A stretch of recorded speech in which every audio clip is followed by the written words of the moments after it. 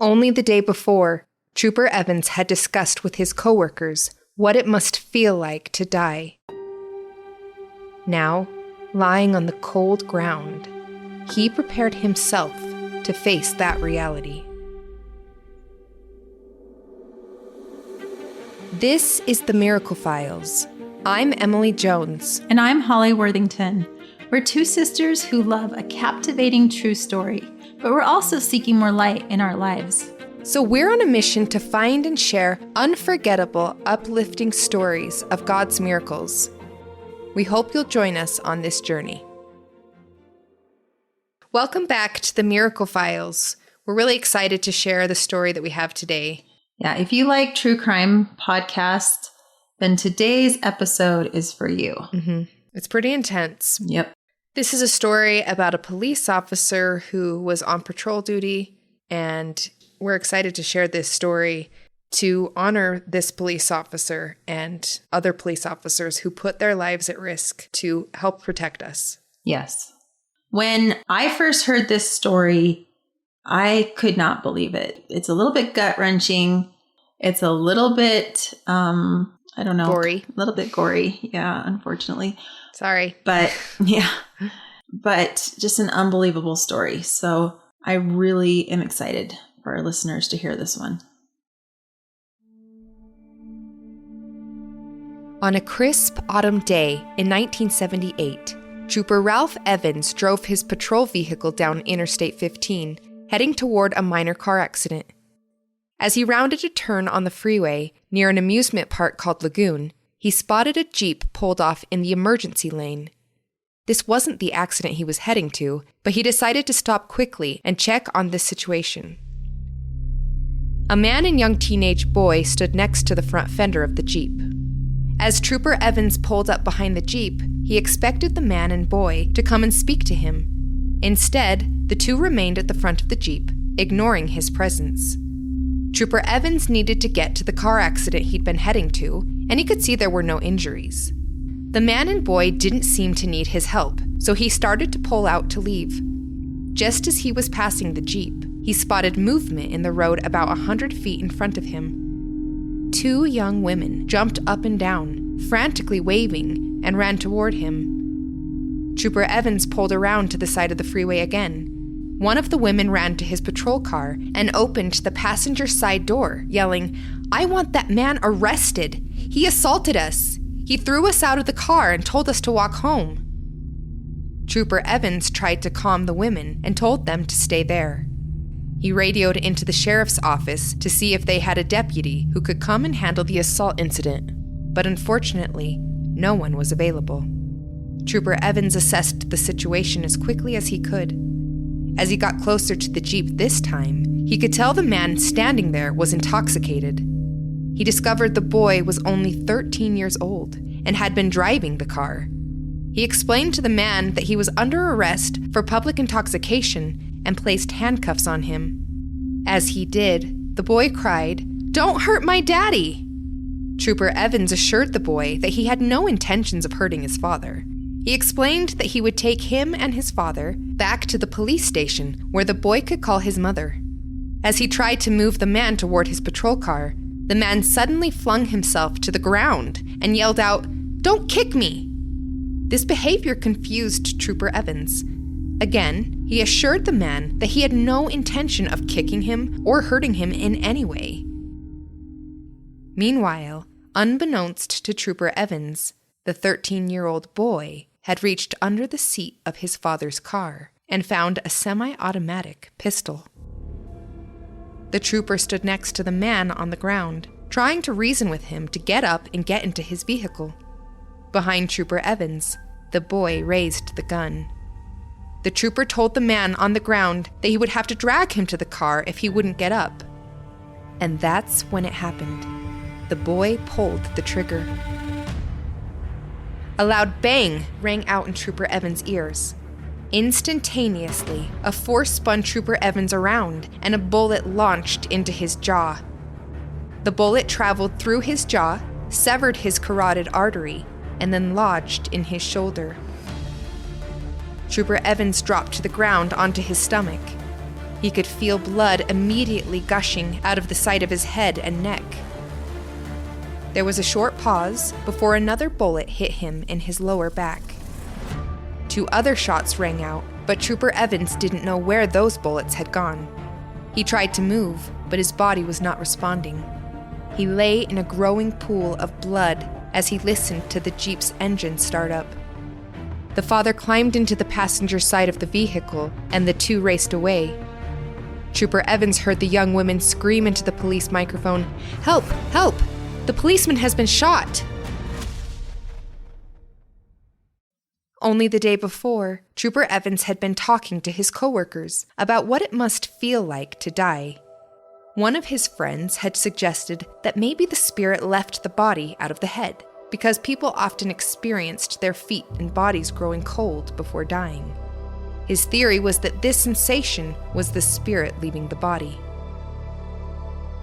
Trooper Evans tried to wiggle his toes to see if they'd started getting cold. A person with a severed carotid artery can bleed out in under 5 minutes. He knew he was going to die. He thought of his wife, his children. He didn't want to leave them, but he also understood reality. With each beat of his heart, blood spurted from his neck. As much as he wanted to see his wife and children again in this life, he resolved himself that instead, he would have to see them again in the next. And then, Trooper Evans heard a voice. It was a gentle, calm voice. The voice said, "I'm a doctor, and I'll do all I can to help you." Only minutes before, in a nearby town, Dr. Stanley Green and his wife had been sitting at the home of Dr. Green's parents. They'd been visiting from California and were planning to fly home later that day. They had hours to go before their flight left, but something told Dr. Green and his wife that they needed to leave immediately instead. Here's what happened according to Dr. Green. When we were ready to go home, Diane and I felt this feeling that both of us, we didn't talk about it at first, but we both felt like we needed to leave 3 hours early. 3 hours early seemed unnecessary for a domestic flight, but both Dr. Green and his wife felt the same strong feeling to not wait a moment longer, but leave now. And so we told my parents, we've got to leave 3 hours early. And my daddy said, if you feel that way, then let's do it. So we had the kids in the car and drove to the airport. As Dr. Green and his family drove down the freeway, rounding the curve near the amusement park, they spotted blue and red lights flashing in the distance. We saw a car off in the distance with its circular light flashing. And we saw these girls kind of waving their hands. And then as we drove by, Dad slowed down and we noticed a body on the side of the road. And the girls are screaming. And we see another car drive off in the distance. Dr. Green's father pulled into the emergency lane. He suggested Dr. Green help the man lying there. Dr. Green rushed to the body.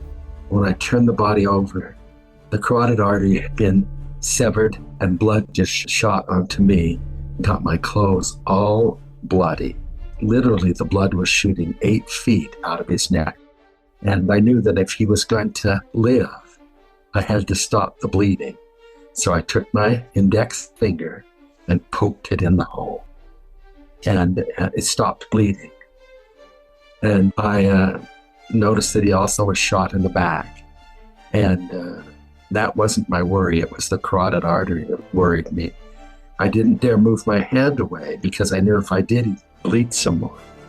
So I just held my finger and then talked with him and told him that we were going to keep him alive and he would live. The saying goes that there are no coincidences. And when Dr. Green's father looked closer at the policeman lying on the ground, he was startled to find that he knew Trooper Evans personally. Dr. Green's father had been Ralph Evans' PE teacher and driver's ed instructor years before. Dr. Green and his father stayed with Trooper Evans until he was in safe hands. Had we been 3 or 4 minutes early, we wouldn't have stopped because he wouldn't have been shot.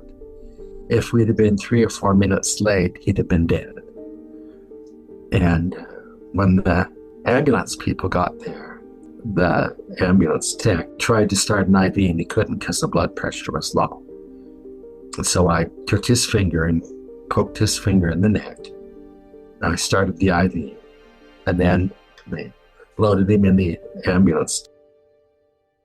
Dr. Green stayed with Trooper Evans until the ambulance drove away. Without any fanfare, Dr. Green made his way to the airport. He must have made quite a sight. When we got to the airport, we were now almost late, and I was covered in blood. I couldn't go change my shirt or anything, so I went to the bathroom and washed the hands as best I could and washed my face, then came out, and they let us on the plane with blood all over me. Of course, today, if that had happened, they'd have arrested me. But Diane and I felt like it was a miracle that we had heard the Lord say, "Leave 3 hours early." Thanks to that miracle, Trooper Evans didn't die that day. Here's Ralph Evans himself describing his own perspective. He'll never forget the moment when he first heard Dr. Green tell him he was there to help. Well, as I lay there, I thought, this is over. It's done. I'm dying. And then as I lay there, I heard somebody say, "I'm a doctor, and I'll do all I can to help you." I said, "Doc, just keep me alive, Doc. Don't you dare let me die." And when I said that to him, he pointed at the heavens, and he said, "With his help and mine, we'll get you through it." As he knelt there, he said, "You've got a severed artery in your neck. I'm going to have to shut the bleeding off.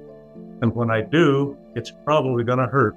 But up until that point, I knew I'd been shot, and it didn't hurt. I felt no pain whatsoever.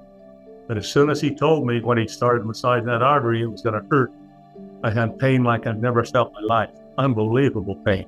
I wish he hadn't told me. Maybe it wouldn't have hurt. I don't know. But he massaged that artery up and got it taken care of, shut the bleeding off, stayed with me until the paramedics arrived. Never told anybody who he was.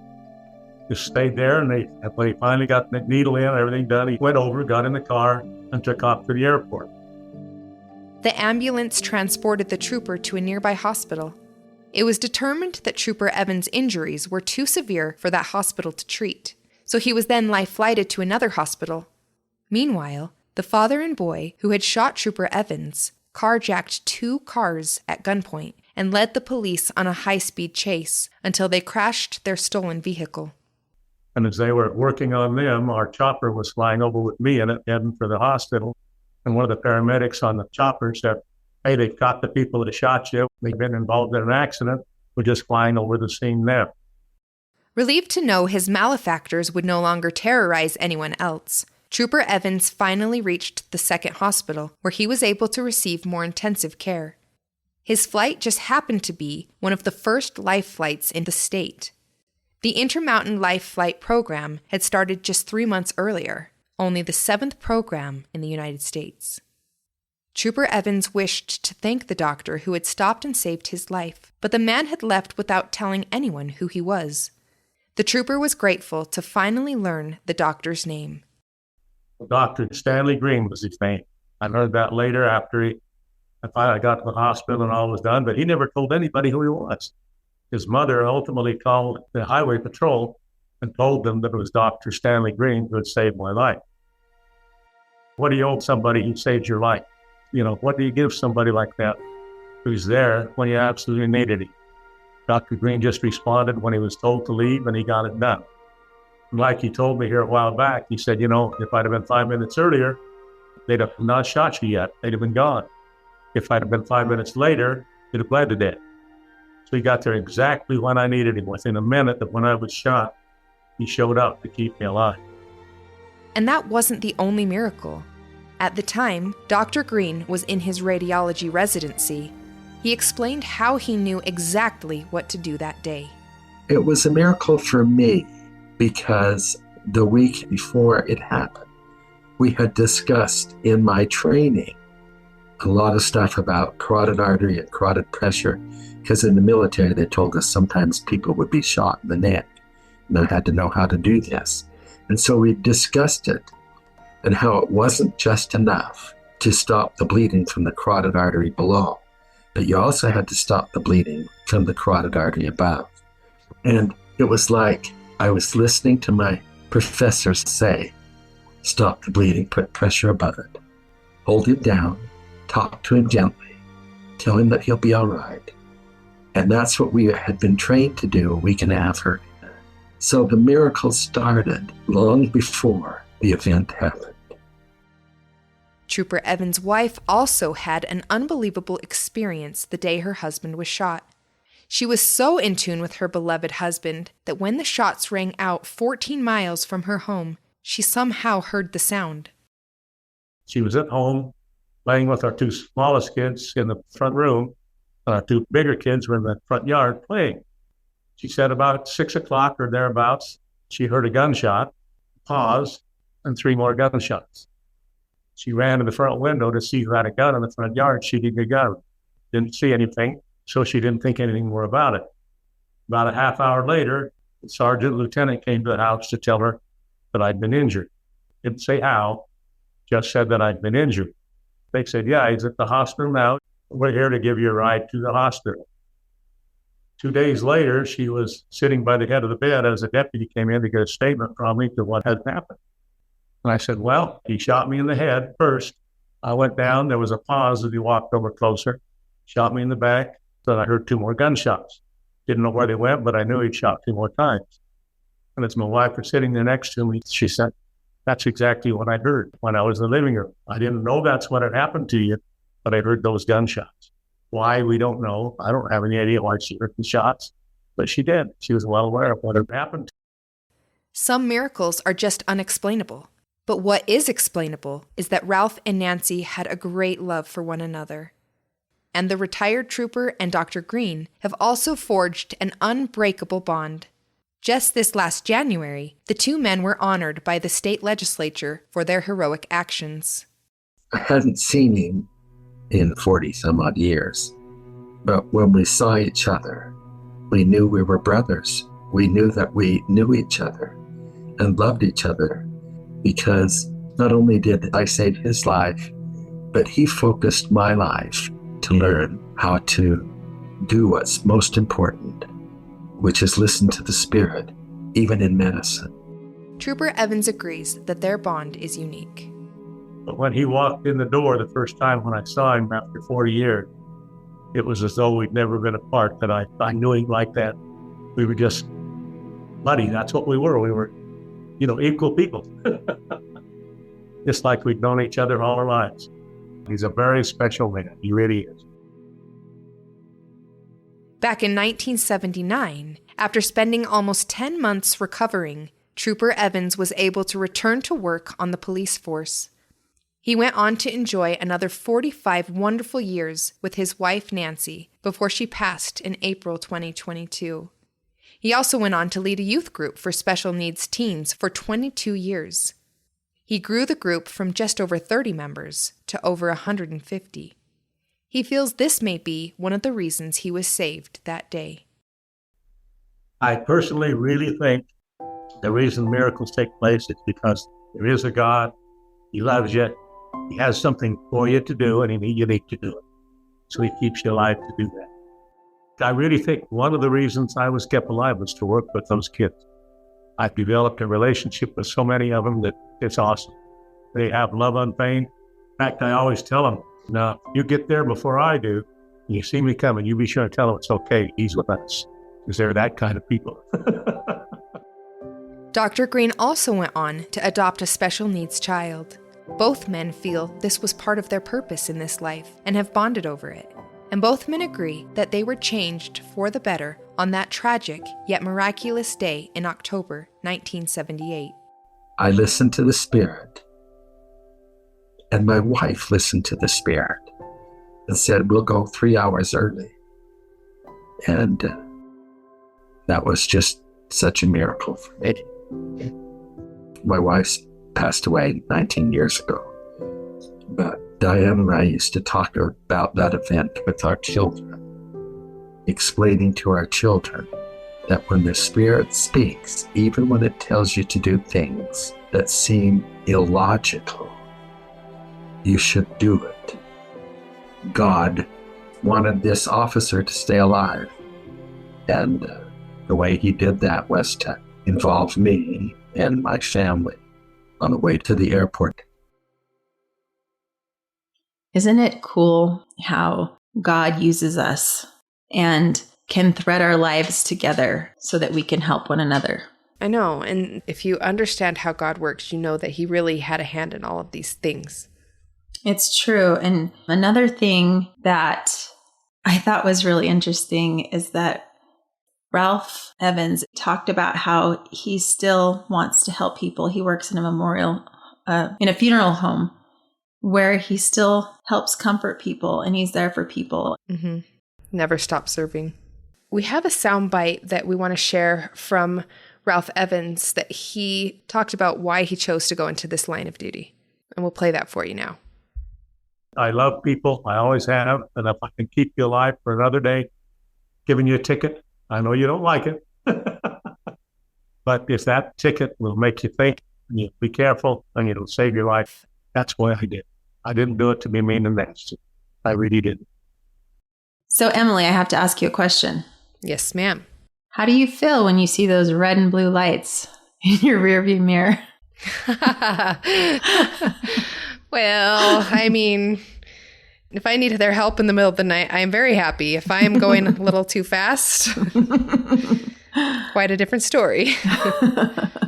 Yeah. But it is a good reminder that they're just looking out for us. They are. It's so hard to remember that sometimes when you're like, I really don't want a ticket. Yes. Have you ever thought about like how scary it would be getting out of your patrol car and walking up to that window, not having a clue who's behind that window of the car? That seems so scary to me. I know. Anytime you are scared, you think, okay, I got my phone handy so that I can call 911. We're running from danger. They're heading toward it. And as scary as the situation may be, they're still answering the call. Mm-hmm. How lucky were those girls that a police officer just happened to drive by? Because it's not like they could have just called 911 and said, hey, come get us. This guy just assaulted us and threw us out on the side of the road. Even though I know this happened in the 70s, it took a minute to just dawn on me that they can't just pull out their phone and call 911. Yeah, life was different before cell phones. And I can't imagine how scary that would be. And who knows what would have happened to those girls had the police officer not come by right then. Yeah, so it's true. Two heroes in this story. Who have both gone on to lead incredibly heroic lives. And we know that Ralph Evans and Stan Green have had amazing lives after these experiences. We want to dive a little bit deeper into what happened to this 13-year-old boy. I think his story is a little bit more sad. It's really tragic, actually.